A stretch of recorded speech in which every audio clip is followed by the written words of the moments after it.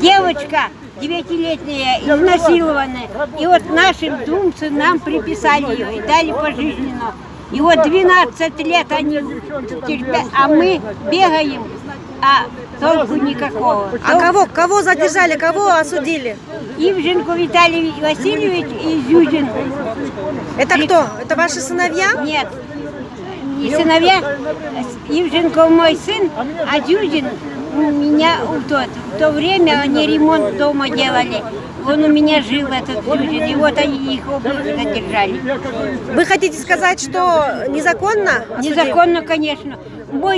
Когда это случилось, только беда это, мой сын был за 80 километров от места преступления. В Карабалтах это дело случилось, а он у друга был в кафе, вот тут Арзу есть кафе в Карабалтах.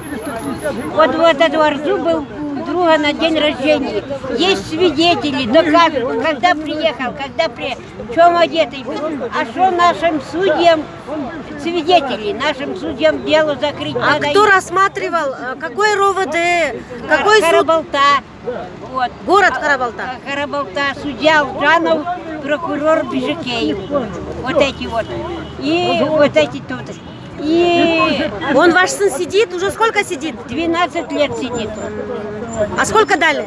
Пожизненно. Пожизненно. Сколько дали. ему сейчас лет? Ну, 72-го года он. И он до того бьется, до того за свободу бьется. Он уже не человек, он уже. Бабушка, сколько у вас детей? 3 сына у меня. А вам сколько лет? Мне 80 лет. Как вас зовут, скажите? Вера. А фамилия? Ивженко Вера Лукинична. Вот. Ну, желаю вам терпения. И одного сына вот это посадили на пожизненно, а который бегал, уже выручал, так как и я. Поймали, выбили глаз, ушную перебонку и травма позвоночника. И вот он теперь инвалид тоже. 2 сынов забрали. Вот. И он, сын мой, говорит, мне хоть бы девочка приснилась во сне, чтоб я хоть знал, за кого я сижу. Я не знаю, за кого я сижу. 12 лет. Вот. Сразу Зюзина посадили. Вот. Берут анализ. И везде раззвонили. Все. Ходите, в школу детей не стали пускать. Ходите. Уже пойман.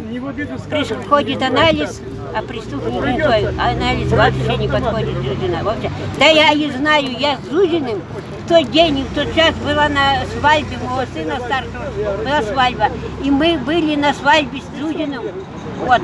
И вот им приписали. Мой сын был тому, и вот их приписали. Даже Зюзина сажают, а анализ не подходит.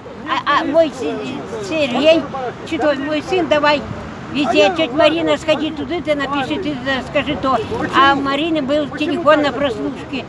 И они берут Виталия и говорят, берем Виталия, у его мать старая, я старая, бегать некому, сохраним свои места. И приехали, забрали 15 декабря, и вот сидит уже 12 лет. Настоящего убийцу не задержали, не поймали. Там менты, он же знает, менты говорят, они ему, когда он сел в машину, они его в машину говорят, что, свободу брату ищешь? И больше, говорите, они ударили, и он сознание потерял, а потом выбросили на шайку, и все. И он ползал по шайке, пока дополз до адвоката, адвокат скорую вызвал, отвезли, глаза нету, уха нету и спина. Желаю вам терпения, бабушка. Крепитесь. Терпения вам желаю, здоровья вам желаю. Нету, детка, ни терпения, ни здоровья. Ты видишь, я уже не хожу, не ходить. Ну вот сейчас они нас приглашают.